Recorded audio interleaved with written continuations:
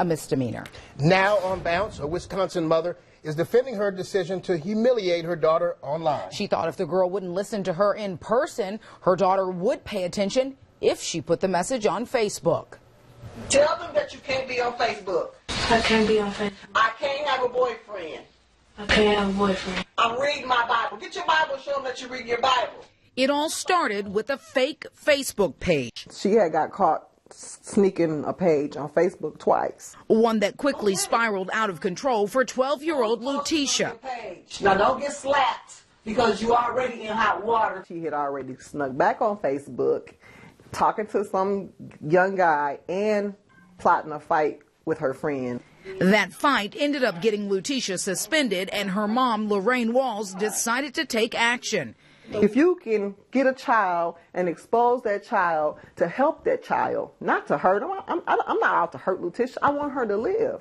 I want her to be somebody. The video took on a life of its own on the web, garnering 500,000 views, thousands praising the mom for her disciplining tactics, while others disapprove.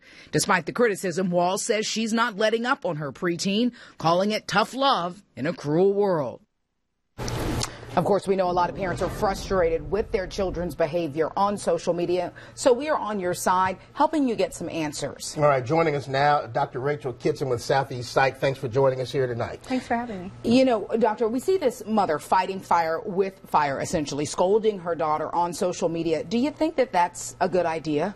I don't think it's a good idea. I think you're showing your kid that this is an appropriate forum for public humiliation and for embarrassing other kids, and it's also kind of showing that you care more about what strangers think about your parenting than what your kids trust in you and your relationship with your child. Now, is there kind of a right age to allow children to be on Facebook or the Twitter, as we like to call it here, or Instagram now is always popular? Right. So is there a right age? Or? I mean, I think it really depends on the maturity of your child. It depends on your comfort with social media. I think every teen or kid who has a social media account, the parent should also share an account on social media so that they can be a part of that world with them. And I think that's the other thing. A lot of parents that I know talk to, they say, we know every password, you know, and if you're going to have this account, then that's the rule. I got to be able to have access to your account. You agree with that? I absolutely do. I think, you know, it's fine. It's a part of the reality of teens and kids these days. Social media is there, it's out there, and it's a parent's responsibility to sort of be up on that and to be a part of it and to be aware of their child's activity levels on social media. It's not like the old days of having a diary when you're just writing your own personal comments. Now this goes out to everybody. You know, right, and I think a lot of parents struggle with that too, is that, you know, it would be a violation of privacy to read my child's, you know, diary or journal, and it's kind of the burden of knowledge now. It's out there in the public, and you want to keep your kids safe. Yeah, it's on the internet forever. Well, you know, we are getting a big response to this topic online. We put it on our WBTV News Facebook page about an hour ago, Dr. Kitson, and 45 comments. I just want to read a couple. We're going to use our handy-dandy Apple TV tool here. Dave Gore saying the most valuable thing you could ever take from any human being is their dignity, so I disapprove of this social shaming technique. Robin Kraft says, I agree with them, but honestly, it's time for something more than a tongue lashing. Kids are very disrespectful these days. Hop over to Twitter really quickly, where we've gotten a few responses. Lawan MZ saying, in my opinion, no. She disagrees with the way that mother did it.